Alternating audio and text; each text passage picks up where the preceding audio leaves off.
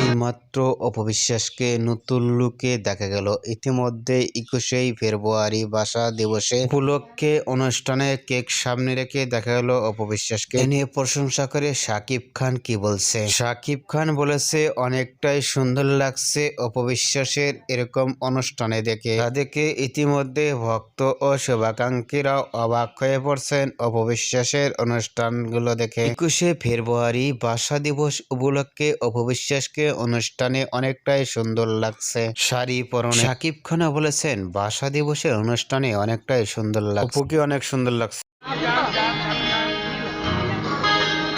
ভাষা দিবসের অনুষ্ঠানে অপবিশ্বাসকে কেক সামনে রেখে দেখে আপনাদের কেমন লাগলো নিচে কমেন্ট বক্সে জানিয়ে দিন। নিত্য নতুন ভিডিও পেতে চ্যানেলটি সাবস্ক্রাইব করে পাশে থাকা বেল আইকনটি বাজিয়ে দিন। পুরো ভিডিওটি উপভোগ করার জন্য অসংখ্য ধন্যবাদ।